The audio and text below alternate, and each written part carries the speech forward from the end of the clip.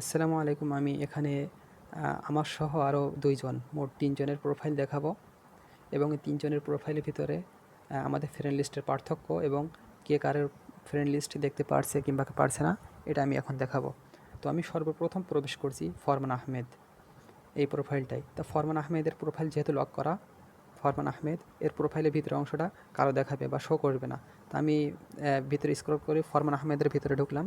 তো এখানে আপনারা দেখতে পাচ্ছেন না, যেহেতু ভিতরে ফ্রেন্ড লিস্টে রয়েছে মিউচুয়াল ফ্রেন্ড 40 জন।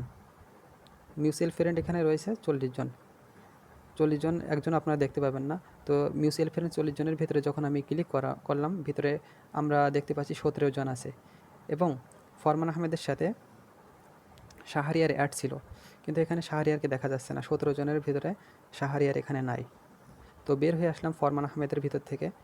তো দ্বিতীয় স্টেপে আমরা প্রবেশ করব শাহরিয়ার আবহই এই প্রোফাইলটার ভিতরে, দেখি কি হয়। তো আমরা শাহরিয়ারের ভিতরে যখন প্রবেশ করছি, প্রোফাইলটা আমরা দেখতে পাচ্ছি। তো এর ফ্রেন্ড লিস্টে এখানে 16 জন মিউচুয়াল ফ্রেন্ড আছে। তো আমরা এই 16 জনের ভিতরে প্রবেশ করব। ভিতরে যখন আমরা ঢুকছি, আমরা দেখতে পাচ্ছি এখানে 8 জন মিউচুয়াল ফ্রেন্ড আছে এবং 8 জনের ভিতরে ফরমানকে পাওয়া যাচ্ছে না। অথচ আমরা 3 জন এবং 3 জনের প্রত্যেকের সাথে কিন্তু অ্যাড আছি। এখানে যে কাহিনীটা হয়েছে, ফরমানের প্রোফাইল যেহেতু লক করা, ফরমান ফ্রেন্ড রিকোয়েস্ট